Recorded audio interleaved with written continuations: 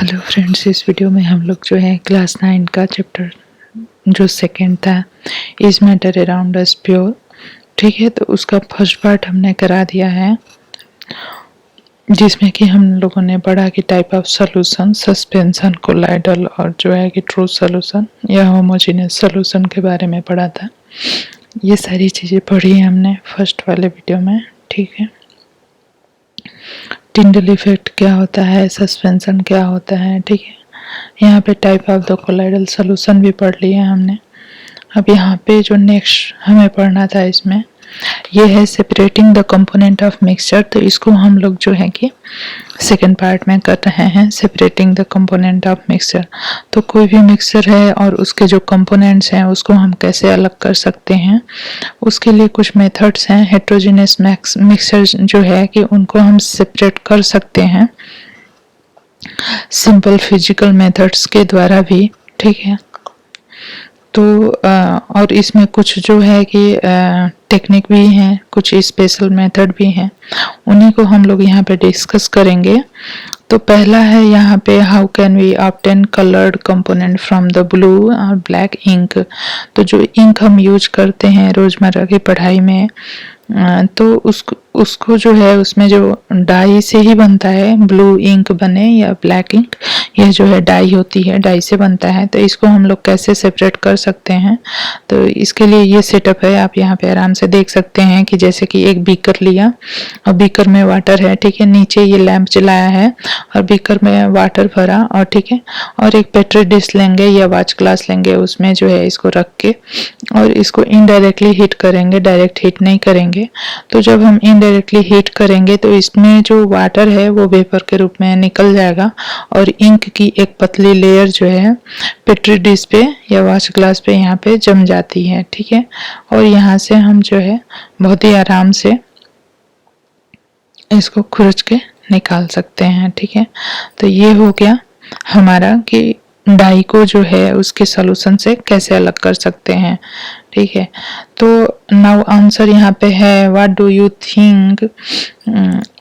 Think has got the evaporated from the watch glass, is there a residue on the watch glass। तो हाँ, वहाँ पे residue होता है watch glass पे, ठीक है, जो कि प्योर होता है, ठीक है।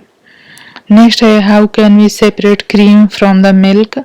तो मिल्क से क्रीम को सेपरेट करने के लिए सेंट्रीफ्यूगेशन एक मशीन होती है, जो कि सेंट्रीफ्यूज मशीन होती है, जो कि सेंट्रीफ्यूगेशन करती है। उसके थ्रू जो है हम लोग सेंट्रीफ्यूगेशन के थ्रू जो है कि हम लोग मिल्क की चर्निंग करते हैं और उससे जो है मिल्क में जो क्रीम होता है वो उससे अलग हो जाता है, ठीक है।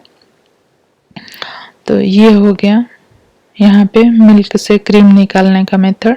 नेक्स्ट जो है एप्लीकेशन है used in diagnostic laboratory for blood and urine test.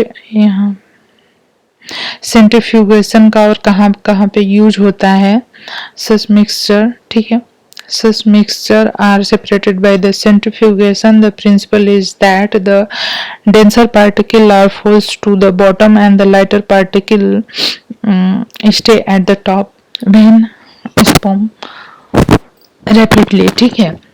तो यहाँ पे क्या होता है कि जो पार्टिकल हैवी होते हैं वो जो है सेंट्रीफ्यूगेशन मशीन से जब हम सेंट्रीफ्यूज करते हैं उसको, तो जो पार्टिकल हैवी होते हैं वो बॉटम में बैठ जाते हैं और जो लाइटर होते हैं वो ऊपर आ जाते हैं। तो यही जो है कि एक मेथड है जिसके द्वारा हम मिल्क से क्रीम को अलग करते हैं। दूसरा सेंट्रीफ्यूगेशन का यूज और कहाँ पे होता है, तो used in diagnostic laboratory for the blood and urine test, used in dairies and home to separate the butter from the cream, used in washing machine to squeeze out water from the wet clothes, ठीक है। तो कहाँ पे हम use करते हैं centrifugation का, ये समझ में आ गया होगा। How can we separate a mixture of the two immiscible liquid. जब दो लिक्विड हो और जो कि इमिसिबल हो, जो दोनों में एक दूसरे से मिक्स नहीं होता है, तो उसको हम कैसे अलग कर सकते हैं, ठीक है। तो यह जो है इस तरह का एक फनल होता है जिसमें कि स्टॉप कॉक लगी होती है। और जैसे कि अगर हमें केरोसिन और वाटर के मिक्सर को सेपरेट करना हो तो केरोसिन ऑयल जो होता है वो हल्का होता है, वाटर जो होता है वो हेवी होता है। तो केरोसिन और उसके कलर में डिफरेंस भी हमें आसानी से पता चल जाता है। तो स्टॉप कॉक को हम खोलेंगे और जब तक कि वाटर एक बीकर में हम उसको गिराते जाएंगे। जैसे ही वो वाटर खत्म होगा वहां पे हम स्टॉप कॉक को बंद कर देंगे और इस तरह से जो है कि हम सेपरेटिंग फनल के माध्यम से हम लोग जो है कि केरोसिन ऑयल और वाटर को सेपरेट कर सकते हैं बहुत ही इजीली। और इसका एप्लीकेशन कहाँ कहाँ पे है सेपरेशन फनल का, to separate mixture of the oil and the water. और सेकंड है in the extraction of iron from its ore. तो जो आयरन होता है उसके ओर से हमें अलग करना होता है। The lighter slag is removed from the top by this method to leave the molten iron at the bottom in the furnace.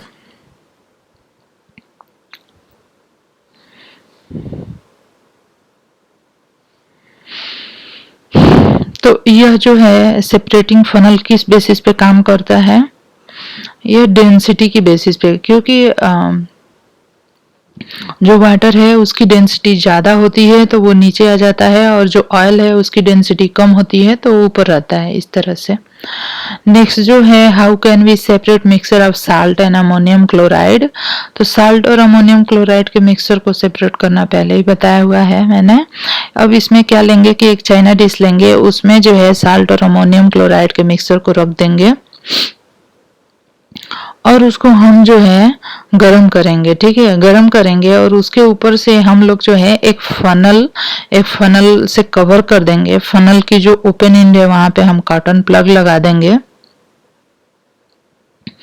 जब हम इसको हीट करेंगे तो अमोनियम क्लोराइड का वेपर बनेगा और वो वेपर जाके फनल में इकट्ठा हो जाएगा, जम जाएगा और जो हमारा साल्ट है वो चाइना डिश में बचा रह जाएगा। तो इस तरह से हम अलग कर सकते हैं।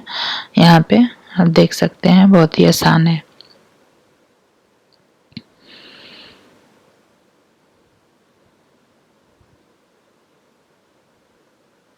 यहाँ पे हम दूसरी चीज जो हमने की डाई जो यूज होती है ब्लैक या ब्लू इंक में, उसको हम लोगों ने वाटर में से कैसे अलग किया ये तो आपको पता है, इनडायरेक्टली हीट करके। लेकिन यहाँ पे बात कर रहे हैं कि जो इंक ब्लैक इंक होती है क्या वो सिंगल इंक होती है या उसमें बहुत सारे कलर्स जो है मिक्स होते हैं। तो उसको हम जो है यहाँ पे एक जो है प्रैक्टिकल करेंगे, इसके माध्यम से हम उसको बहुत ही आसानी से समझ सकते हैं। उसके लिए हम क्या करेंगे, एक जो है पेपर आता है जो फिल्टर पेपर होता है, उस पे हम लोग एक जो है कि ब्लैक इंक का एक राउंड स्पॉट लगाएंगे। फिर इस तरह से एक बीकर लेंगे और उसमें जो है कि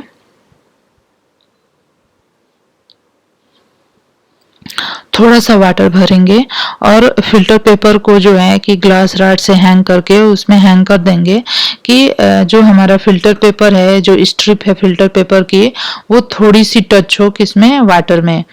तो यहाँ से क्या होता है कि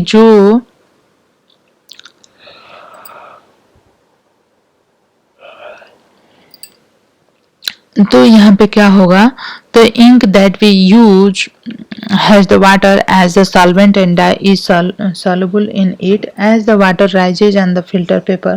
तो कोई भी जो फिल्टर पेपर होता है वो जो है वाटर को बहुत तेजी से एब्जॉर्ब करता है। ठीक है, तो जब वाटर के पार्टिकल जो है फिल्टर पेपर पे ऊपर चढ़ते जाएंगे तो वैसे ही वैसे क्या होगा कि डाई के भी कुछ पार्टिकल जो कि 2 और मोर कलर से मिलके बनी होती है, तो उसके भी कुछ पार्टिकल जो है वाटर के साथ ऊपर चले जाते हैं फिल्टर पेपर पे और वो जाके बाद में दिखते हैं in the water rises faster.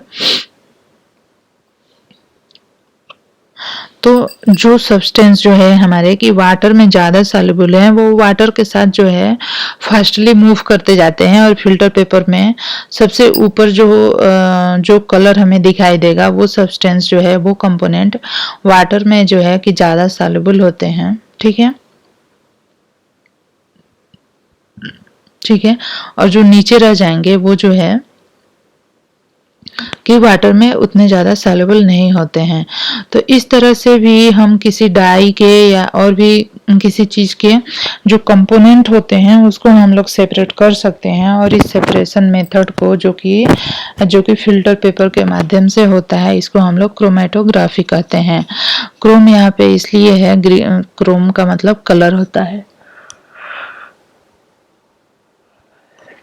तो यहाँ पे क्रोम का मतलब कलर हो जाता है। This technique was first used for the separation of the colour, so this name was given. Chromatography is the technique used for the separation of those solute that dissolve in some solvent. ठीक, तो इसके application क्या क्या हैं? Die में जो colours होते हैं उनको अलग करते हैं, पिगमेंट्स होते हैं जो नेचुरल कलर्स उनको भी सेपरेट करने के लिए, और ड्रग्स को अलग करते हैं फ्रॉम द ब्लड, इसमें भी यूज करते हैं क्रोमेटोग्राफी का। नेक्स्ट जो है, how can we separate a mixture of two immiscible liquid.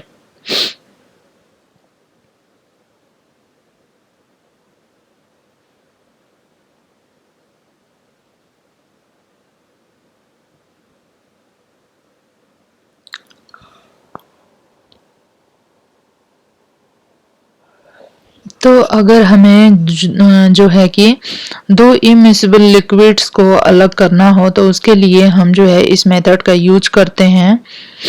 ठीक है, इस मेथड को हम जो है डिस्टिलेशन कहते हैं। यहाँ पे क्या होता है कि जो दो लिक्विड है उन दोनों का जो है कि उन दोनों का जो वेपोराइजेशन का पॉइंट होता है, मीन्स की जो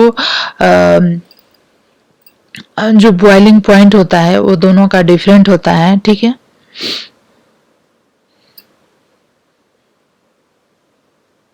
ठीक है। तो यहाँ पे जो एसीटोन है, एसीटोन का जो बॉइलिंग पॉइंट होता है वो वाटर से कम होता है और उतने पे जो है उसके वेपर बनने लगते हैं। तो यहाँ पे हम थर्मामीटर लगा के रखते हैं और उसी टेम्परेचर पे उसको गर्म करते हैं उतनी देर तक जब तक कि वो सारा जो है एसीटोन का वेपर बन के, और उस एसीटोन के वेपर जो बनता है उसको जो है हम एक कूलेंट आउटलेट होता है जिसमें कि कोल्ड वाटर होता है, जिसके माध्यम से कि जब वेपर उस नली से होके गुजरती है तो वो जो है ठंडी हो जाती है और ठंडी होके यहाँ पे इकट्ठी हो जाती है यहाँ पे इस बीकर में। तो इस तरह से जब हम एसीटोन और वाटर के मिक्सर को गर्म करते हैं तो यहाँ से वेपर बन के एसीटोन पहले आ जाता है। ठीक है, और वाटर जो है यहाँ पे बचा रह जाता है। हम ये कैसे डिसाइड करेंगे कि हमने जो ये प्राप्त किया है वेपर ये केवल एसीटोन ही है? तो वो जब जो है कि हम टेम्परेचर को मेंटेन रखते हैं और एसीटोन का जो वेपोराइजेशन होता है या जो मेल्टिंग पॉइंट होता है वो बहुत ही कम होता है देन कंपैरिजन टू वाटर। तो इस तरह से हम कर सकते हैं बहुत ही इजीली। इस प्रोसेस को डिस्टिलेशन कहते हैं। डिस्टिलेशन के माध्यम से हम लोग इन दोनों लिक्विड्स को अलग कर सकते हैं। This method is called the distillation. It is used for the separation of component of a mixture containing two miscible liquid that boil without decomposition and have sufficient difference in their boiling point. To separate a mixture of two or the more miscible liquid for which the difference in boiling point is less than 25 K, fractional distillation process is used. ठीक है, तो जहाँ पे जो है कि दो immiscible liquid होते हैं और वहाँ पे जो है कि जो बॉइलिंग पॉइंट होता है उसमें 25 के से कम का डिफरेंस होता है। ठीक है, उनके बॉइलिंग पॉइंट में, तो वहाँ पे जो है फ्रैक्शनल डिस्टिलेशन यूज करते हैं।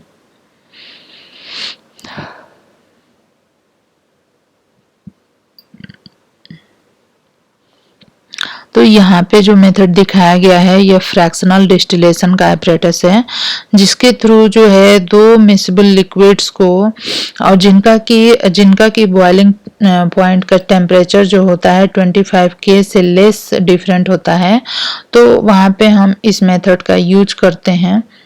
ठीक है, फ्रैक्शनल डिस्टिलेशन का, और इसके माध्यम से जो है हम किसी भी लिक्विड को उसके कंपोनेंट से अलग कर सकते हैं। ठीक है,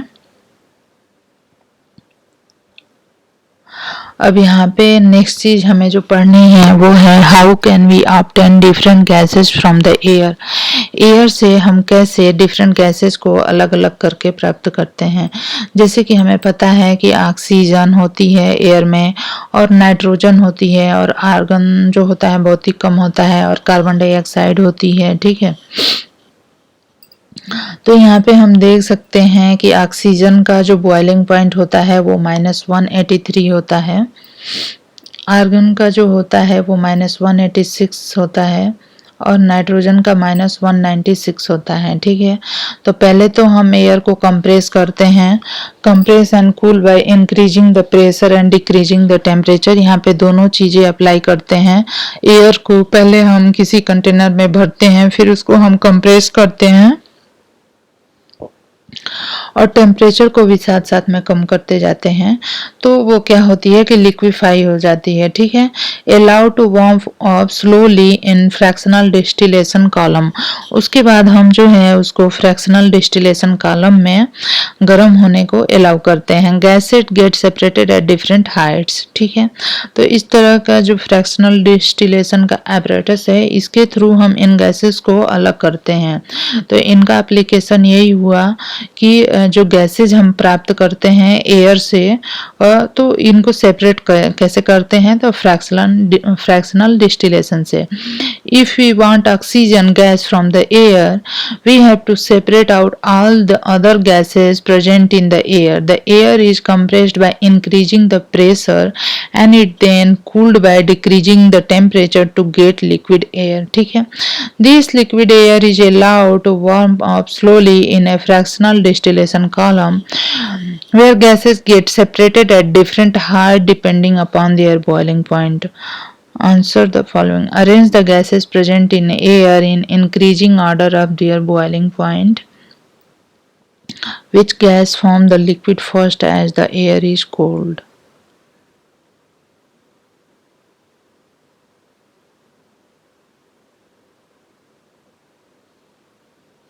अब यहाँ पे नेक्स्ट जो apparatus है, separation of component of air है,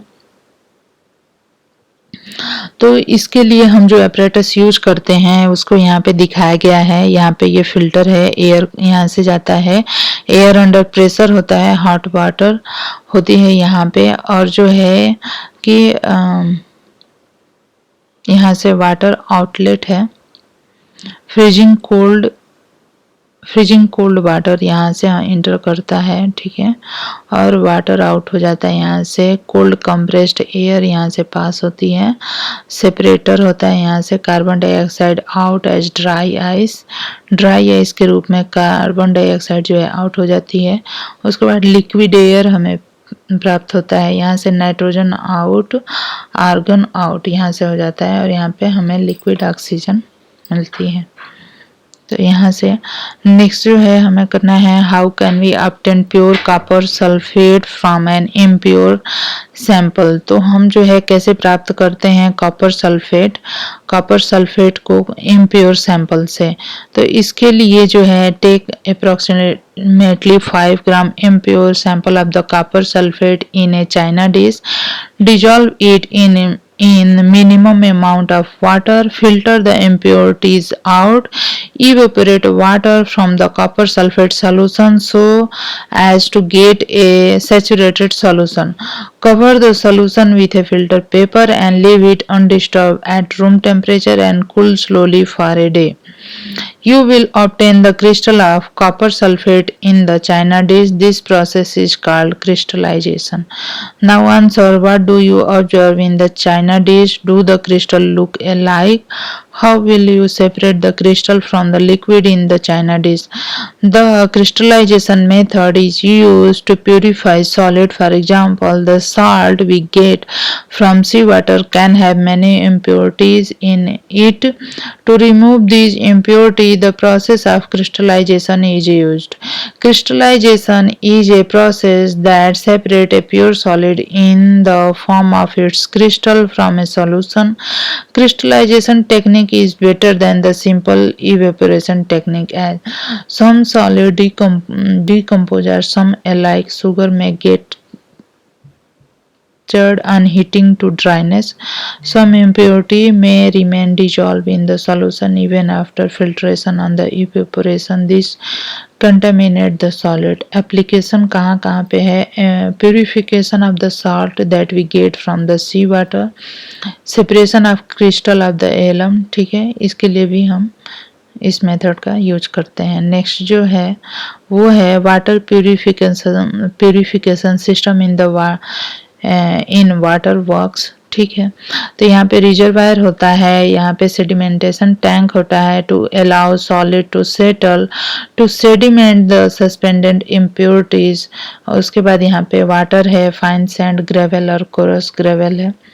तो यहाँ पे हम कैसे करते हैं? फिजिकल एंड केमिकल चेंजेस के द्वारा to understand the difference between a pure substance and a mixture, let us understand the difference between a physical and chemical changes. ठीक है, फिजिकल और केमिकल चेंजेस के बारे में हमने पहले भी क्लासेस में पढ़ा हुआ है, लेकिन यहाँ पे हम जो है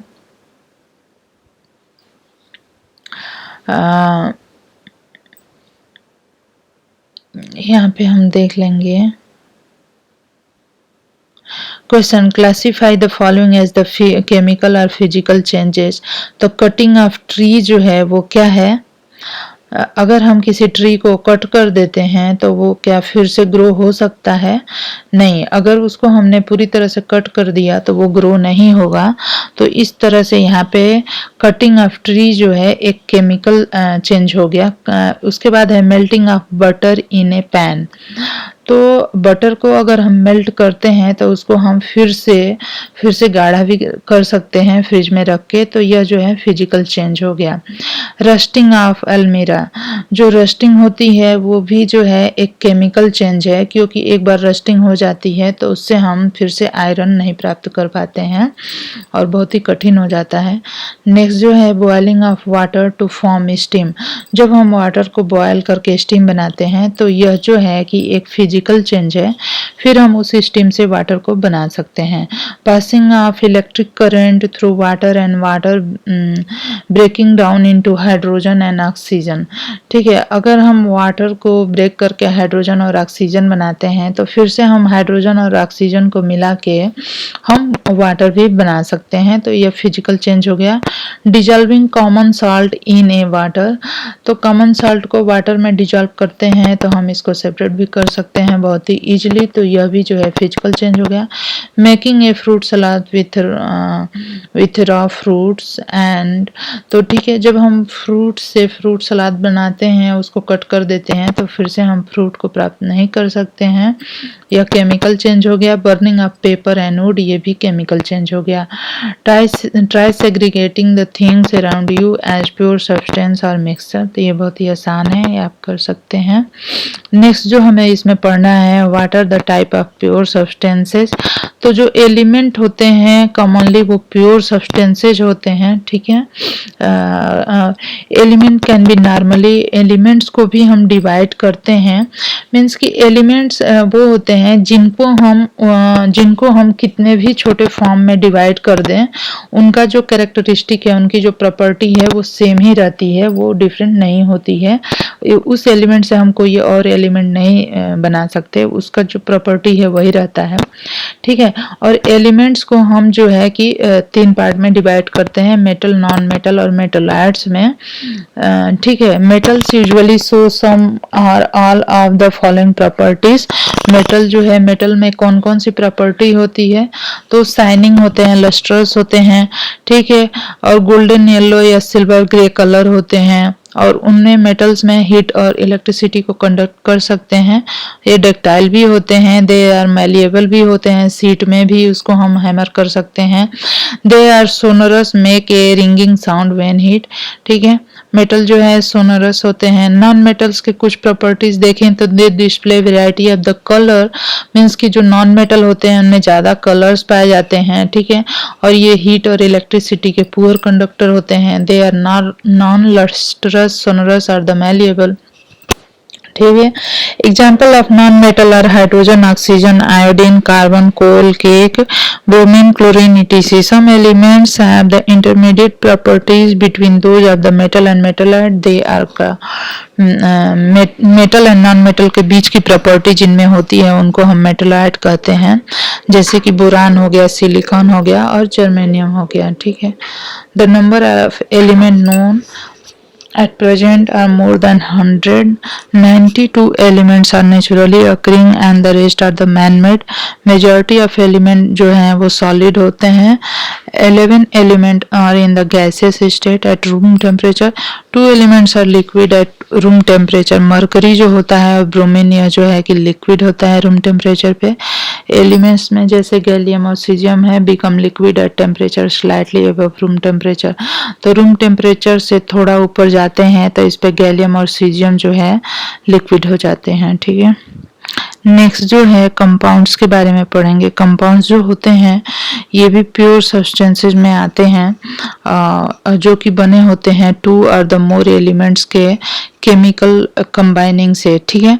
तो जब 2 और मोर एलिमेंट्स की केमिकल कंबाइनिंग होती है तो एक नेक्स्ट जो है न्यू सब्सटेंस बनता है और ये इसी को हम कंपाउंड कहते हैं। इसमें जो है कि जो एलिमेंट्स का जो प्रोपोर्शन होता है वो हमेशा फिक्स होता है। ठीक है।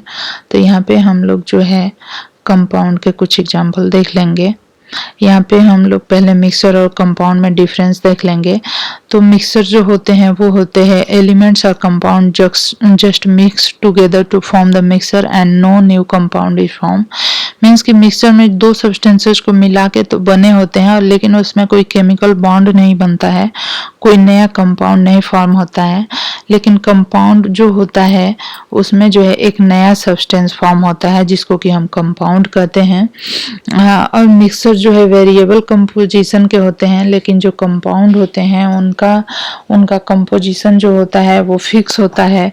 एक मिक्सचर जो होता है सो द प्रॉपर्टी ऑफ, और एक मिक्सचर में जो होते हैं कि जो सब्सटेंस मिलाए हुए हैं उन सब की प्रॉपर्टी दिखती है, शो होती है, जबकि जो कंपाउंड होते हैं वो टोटली एक डिफरेंट प्रॉपर्टी शो करते हैं। और the constituent can be separated Fairlie easily by the physical method. इनमें जो है कंस्टिट्यूएंट को फिजिकल मीन्स कि फिजिकल मेथड के द्वारा हम इनको सेपरेट कर सकते हैं। लेकिन जो कंपाउंड होते हैं उसमें जो है बॉन्ड बने होते हैं और इसलिए हम उसको सिंपली अलग नहीं कर सकते। यहाँ पे कुछ क्वेश्चन पूछे हैं जिनके आंसर करने हैं। Did the material obtained by the two group look the same. ये किसके रिस्पेक्ट में पूछा है, यहाँ पे आप देख सकते हैं ये जो एक्टिविटी कराई है उससे रिलेटेड क्वेश्चन है, इसको आप आराम से बता सकते हैं। यहाँ पे जो है मैटर के बारे में हम देख लेंगे। मैटर को सॉलिड, लिक्विड और गैस में मीन्स कि मैटर के जो स्टेट होते हैं सॉलिड, लिक्विड या गैस होते हैं, और इस मैटर को प्योर और इम्प्योर के आधार पे हम लोगों ने प्योर सब्सटेंस और मिक्सर में डिवाइड किया है।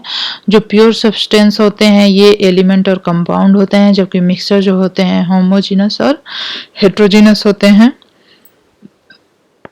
तो होमोजेनियस मिक्सचर में कंपोजिशन यूनिफॉर्म होता है, जबकि हेट्रोजेनियस मिक्सचर में नॉन यूनिफॉर्म होता है।